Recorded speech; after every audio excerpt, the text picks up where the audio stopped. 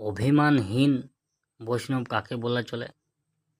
অভিমানহীন প্রকৃত বৈষ্ণব হলেন, যদি বলতে হয়, আমরা সেই চৈতন্য আমলেই পাই। কারণ বলছেন নিত্যানন্দ মহাপ্রভু, এবং যিনি পূর্ণ ভগবান তিনি ক্ষুদ্র সাইতে পারেন। কারণ তার প্রমাণ দেখা যায়, যখন নিতাইকে মারল যোগায় মাদায়, তখন ওই সুদর্শন করে ডেকে উঠলেন মহাপ্রভু। সুদর্শন মানে ভগবানত্ব মনে পড়ে গেল। বিরাটত্বের মধ্যে তিনি আবার হারিয়ে ফেললেন নিজেকে।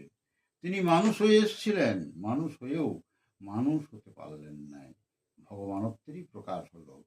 তো তাহলে নিতাই কি করলেন না, নিতাই কিন্তু কোনো অভিমান নাই। ওই জন্য একটা গান আছে, অক্রোধ পরমানন্দ নিত্যানন্দ মহারায়, অভিমান শূন্য নিতাই নগরে বেড়ায়।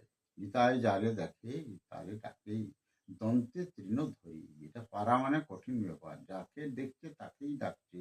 সবার মধ্যেই তিনি ঈশ্বর দর্শন করছেন, সেই এক ঈশ্বর আছেন, আর সবার মধ্যেই আছেন, সেটি তিনি ভালো করে জানেন। তার কাছে কোনো ছোট বড় ক্ষুদ্র কিচ্ছু নাই। তাই যারে ডাকে তারে, যারে দেখে তারে ডাকে, দন্তে তৃণ ধরি। আমাকে কিনিয়া লহ ভজ গৌর হরি। আমাকে ভগবান বলে তোমার ডাকার দরকার নাই, তুমি গৌরাঙ্গকে ভগবান বলে ভজনা করো।